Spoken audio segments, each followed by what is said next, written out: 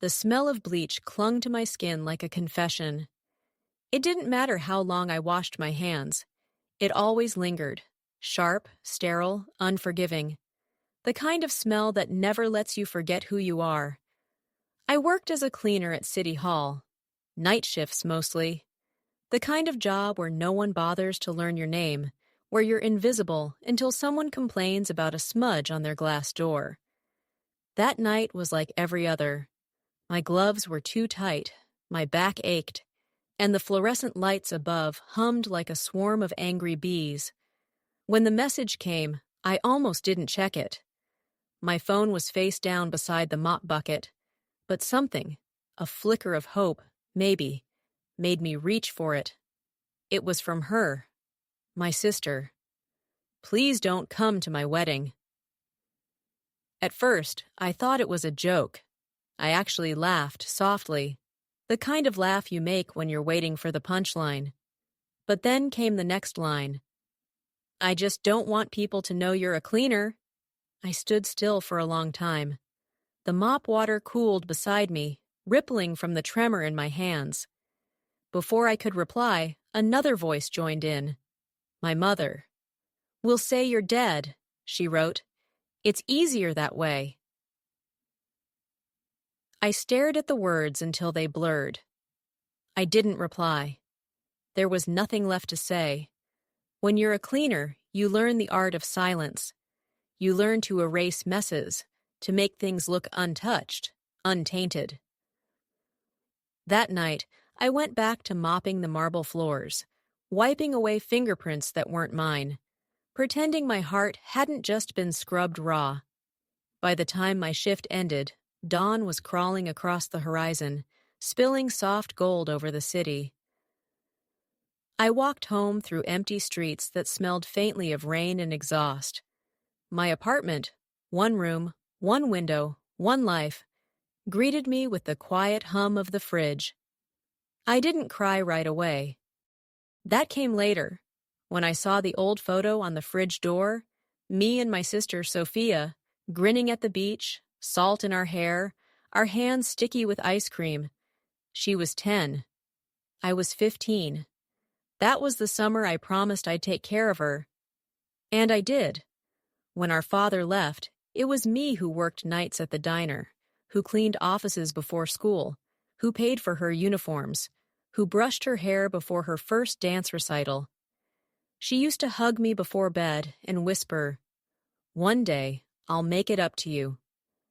She kept her promise. She just forgot who she made it to. Sophia was born for light. Even when we were kids, people noticed her first. Her laugh, her bright eyes, the way she could charm anyone into loving her. She had a way of turning misfortune into opportunity. I used to envy her for that. Not in the bitter way, more like admiration wrapped in longing. I wanted to believe we could both escape the gravity of our family, of our past. But I was the one who stayed behind when our mother started disappearing for days. I was the one who made sure Sophia had food when Dad's strokes left him half paralyzed. By the time I turned 16, I had 3 jobs and no future. By the time she turned 16, she had a scholarship, a boyfriend, and a dream. She didn't look back when she left for college, and I didn't stop her. That's love, isn't it? The kind that burns itself down so someone else can shine. When she graduated, she sent me a text, just one. Got a job at the firm. I'll make you proud. I promise. She kept her word. Within 5 years, she was a rising executive, dressing in silk and glass, dating men who smelled like money and ambition.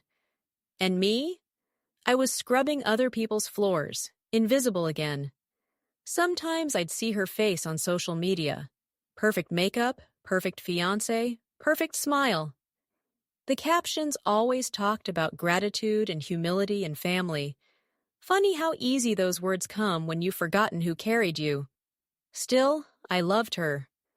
Even after everything, even after the message that killed me. The wedding invitation had come weeks before the rejection. White cardstock, gold lettering, Her name intertwined with his. Sophia Marquez Danielle Clay. It smelled like roses and expensive perfume. I'd kept it on my table, staring at it every night, rehearsing what I'd wear, what I'd say, how proud I'd look. When she told me not to come, I didn't tear it up. I just put it in a drawer, like something sacred that had turned poisonous. 3 months passed. The world moved on. Sophia posted pictures of wedding dresses and cake tastings. My mother sent out polite lies about her only daughter. And I cleaned. The irony wasn't lost on me. I spent my days erasing other people's dirt while drowning in my own invisible stains. Then, one Tuesday evening, something shifted. I was finishing up at City Hall, polishing the brass nameplates, when Mrs. Alvarez, one of the administrative officers, stopped to chat. She was kind to me in the way people are kind when they think you're harmless. We talked about her garden, her arthritis, the upcoming wedding season. Then she said, "You know that big event at the Langford Hotel? The Clay Marquez wedding? My niece works for his company. Says the groom's been in trouble. Hush-hush stuff, you know." I froze. "What kind of trouble?" She leaned closer, lowering her voice. "Fraud. Shell companies, fake charity accounts. And apparently, everything's under her name, the fiancé's. Poor girl." For a moment, I couldn't breathe. The mop slipped from my hand and clattered against the floor. Under her name, Sophia. That night, I didn't sleep. I sat by the window with the city lights flickering below, replaying every memory of her.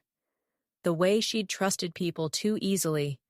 The way she'd believed love could save her. And then, the worst thought of all, the memory of my mother's signature. Her neat, practiced handwriting, the same one that used to sign school permission slips and later debt papers. If anyone could forge or help with financial documents, it was her. I felt cold all over. By sunrise, I wasn't shaking anymore. I was planning. I didn't have money or power, but I had access. City Hall was full of forgotten files, discarded documents, and people who owed small favors. The kind of people who remembered that once upon a time, I'd lent them my silence. It took 3 days to find the proof. Invoices, fake charity filings, a scanned document with my mother's signature beneath Daniel Clay's, a trust transfer dated for the wedding day. The plan was simple: expose them, save her, burn everything else. That was the night I stopped being invisible. The days after I discovered the documents were strangely calm. It felt like the air around me had thinned, like the world was whispering and waiting for my next move.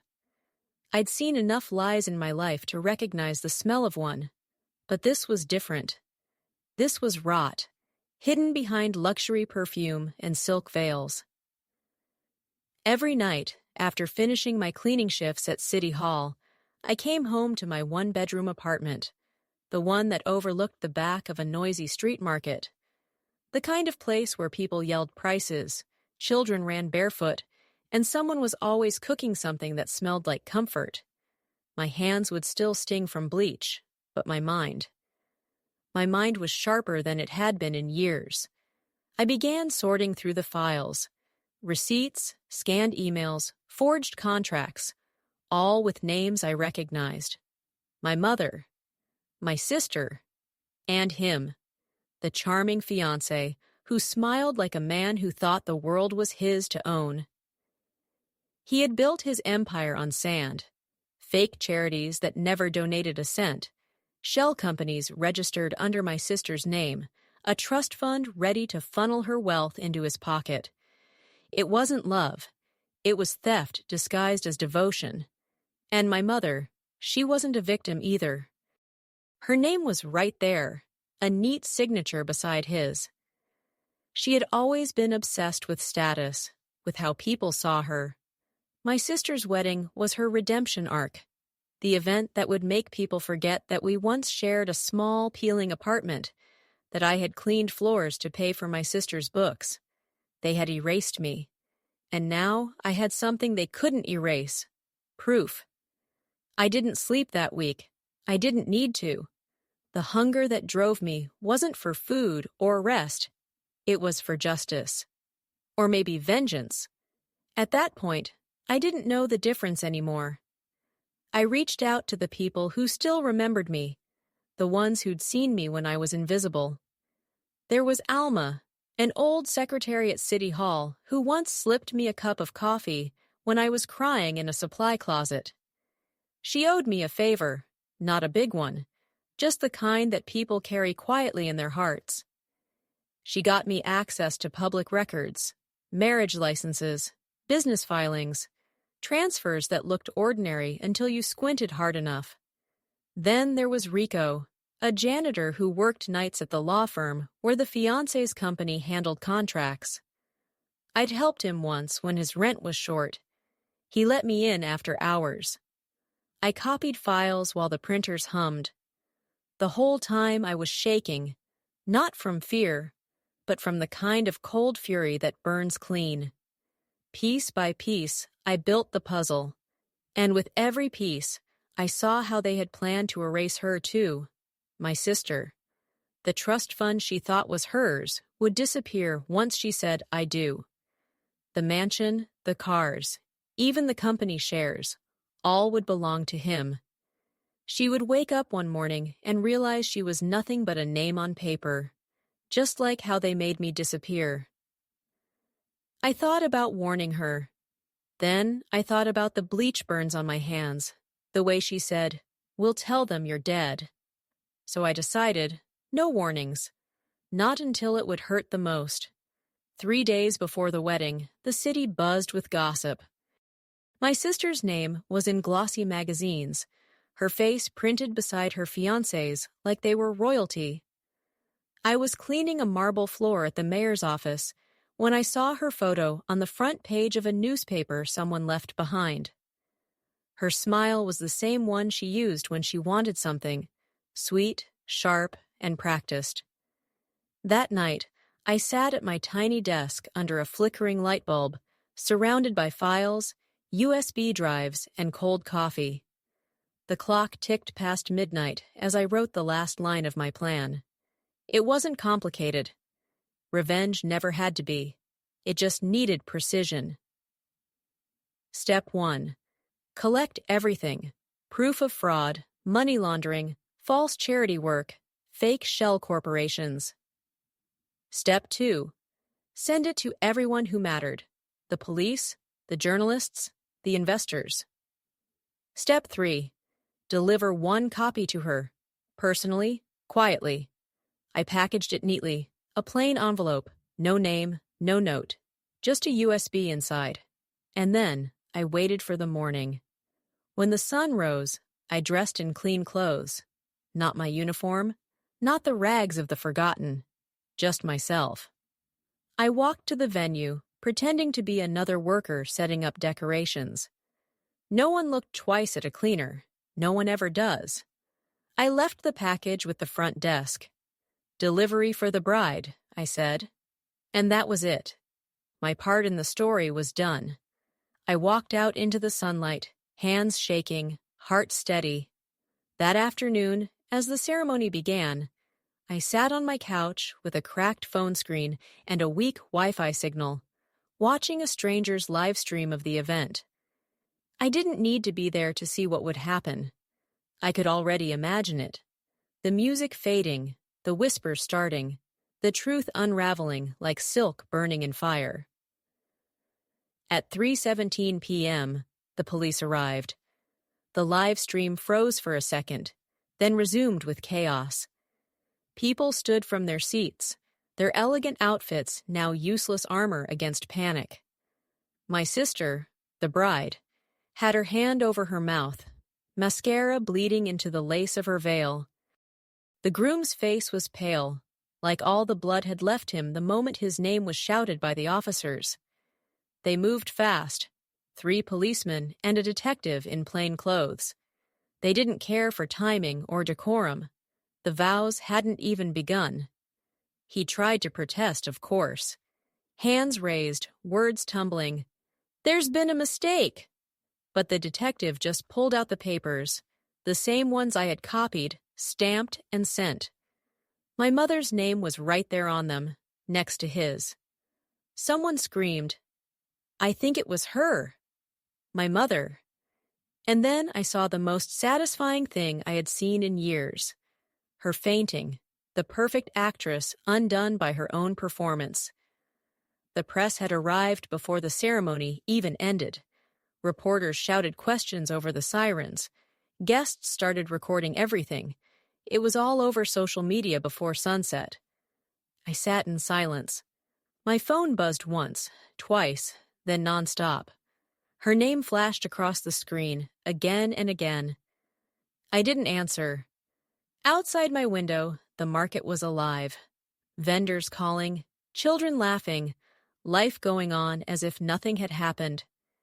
And maybe that was the most comforting part of it all. Life didn't stop for my pain, but it wouldn't stop for their downfall either. Justice doesn't pause the world.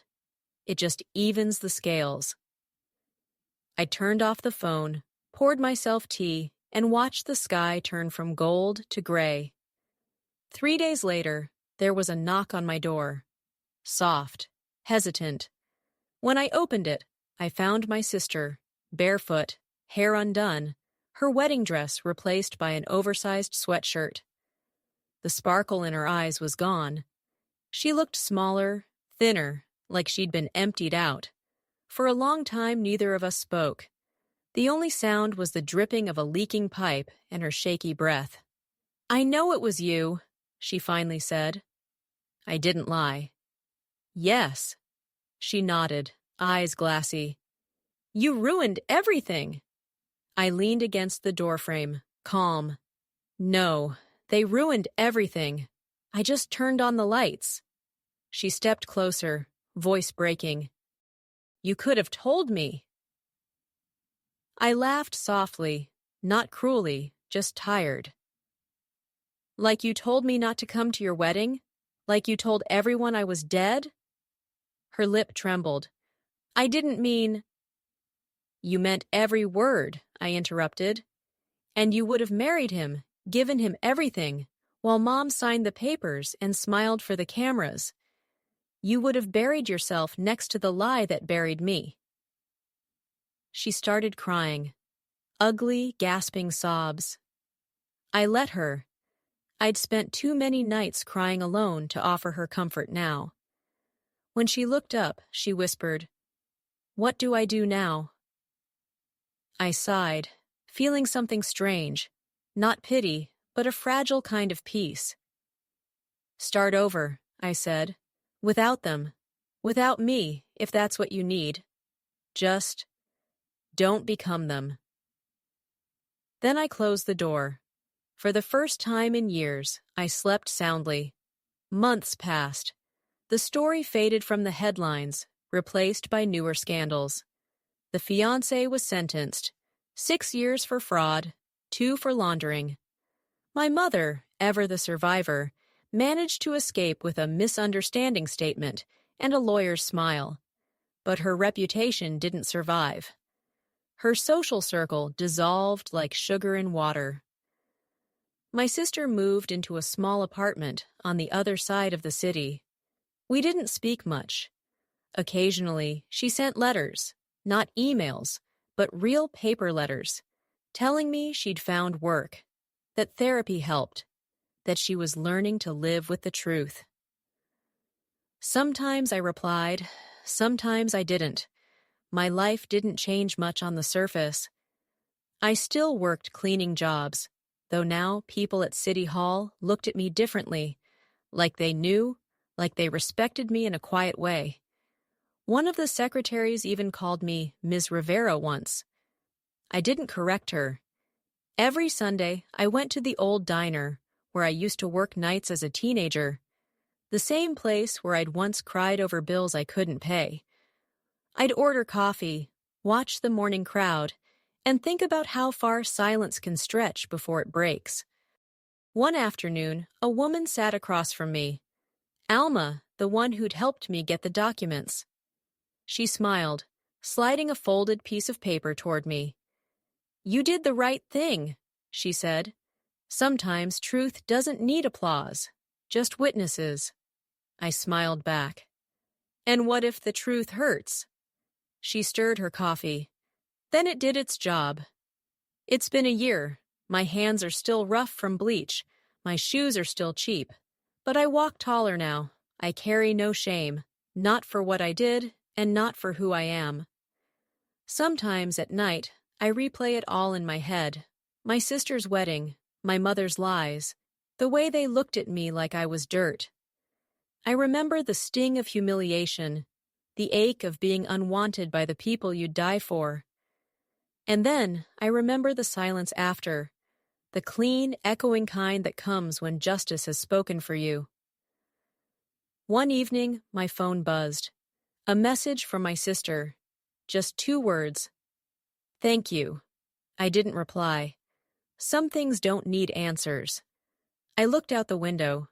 The city lights flickered like fireflies, and for the first time in a long time, I felt light. Not happy, not sad. Just free. They buried me once, in shame. This time, I buried them in truth. And I walked away, not as the ghost they erased, but as the woman they could never destroy.